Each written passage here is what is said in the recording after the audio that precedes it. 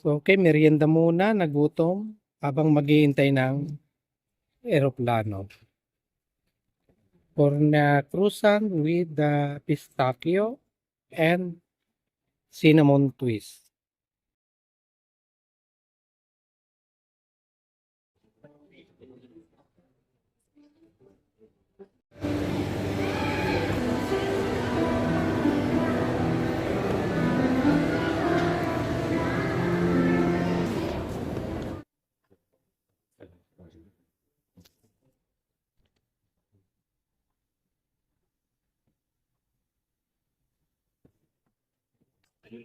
Hindi ako Federico.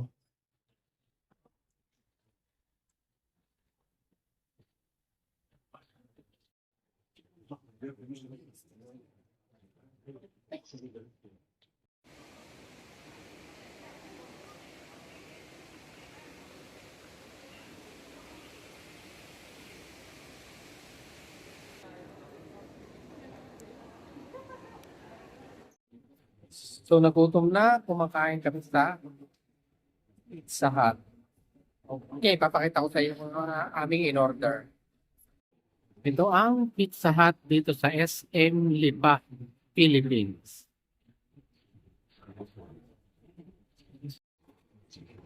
So, ito yung aming in-order. Hawaiian Supreme. Meat lover. So, nandito ako ngayon sa SM Lipa, Batangas, Philippines. So, after na mag-lunch sa Pizza Hut, so maglalakad-lakad ng konti. So, lakad-lakad ng konti, samantalahin ang bakasyon. And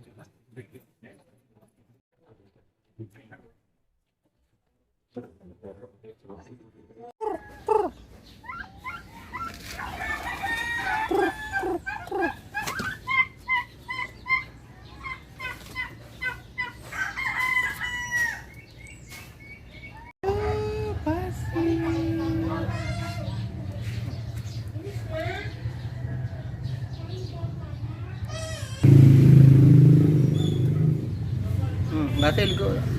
Tingin dito.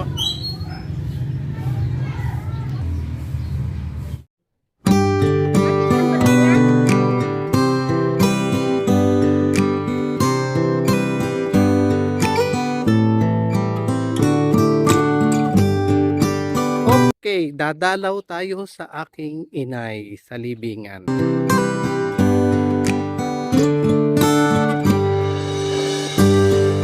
Hello mga kaibigan, kumusta po kayong lahat?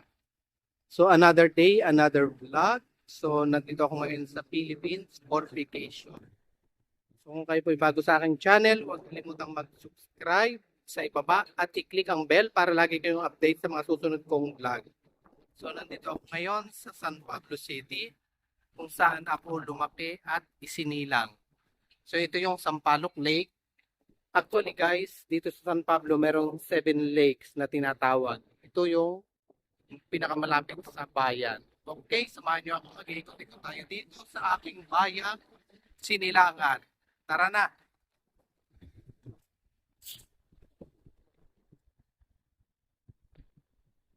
Guys, actually no ako student pa. Dito kami nagtatambay pagkakatapos ng klase. Na aking mga kaklase, nagkukwentuhan kami, nagre-relax dahil dito ay open air. So masarap yung simoy ng hangin galing sa bundok. So actually this place is very near to the Capitolio or yung pinaka-municipality ng San Pablo. Ayan yun, yung puting yan. Nasa unahan natin yung building na yan. So ito yung isang pinaka-park dyan. Ang pangalan niya ay Doña Leonila Urban Park, San Pablo City. So malinis naman siya dahil may nag-maintain ng cleanliness. So mamaya bababa tayo dun sa may lake. Kaya marami ng mga nagpa-practice na mga student. Actually guys, nung ako estudyante, dito kami nagpa-practice pag meron kaming presentation, pag meron kaming mga contest, sa sayaw, sa mga sa bayang Bigkasan. Dito namin kinaganap kasi maganda yung environment. Ayan o, mga nagpa-practice sila. Sasayaw. Ito yung pinaka-center niya. May isang estatwa ng babae na may dalang bilao. At may basket. Ayan yun o. Yan. Na presentasyon.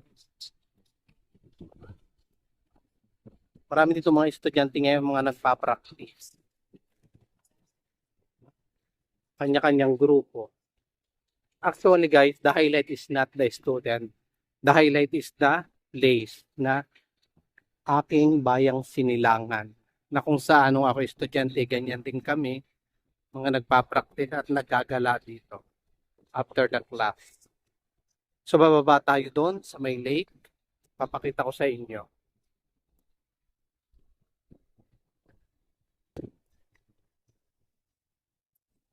Yung mga upuan dito, yan.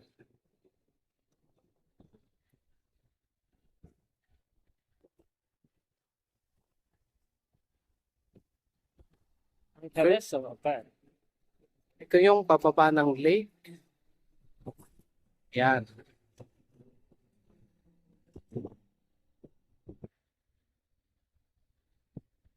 Kung kuya, ito yung side ng lake. Yan. Yan yung mga view niya. May mga mountain. Actually guys, at the back of that mountain or before the mountain, there is another lake. As what I told you, we have 7 lake here in San Pablo. Okay.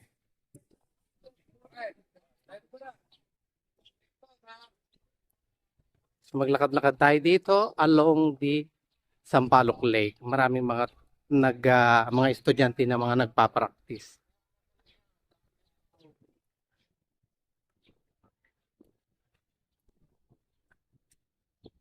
Ay sarap ng hangin, malamig, fresh.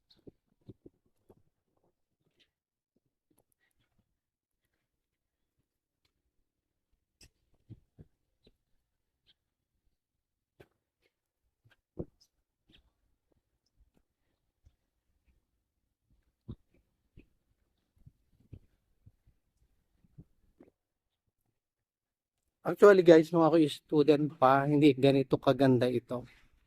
Medyo maraming mga tinda-tinda dito sa tabi ng lake. Buti na lang naayos na ngayon. And then, maganda siya, malinis.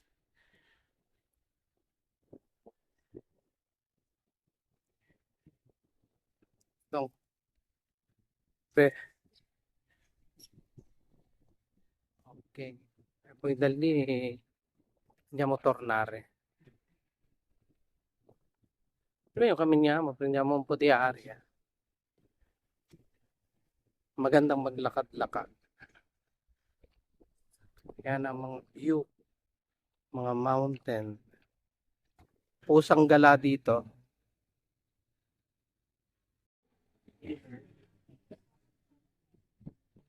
So guys, ito yung symbol ng Sampaloc Lake. So tilapia. This is a kind of fish. So yan yung tilapia.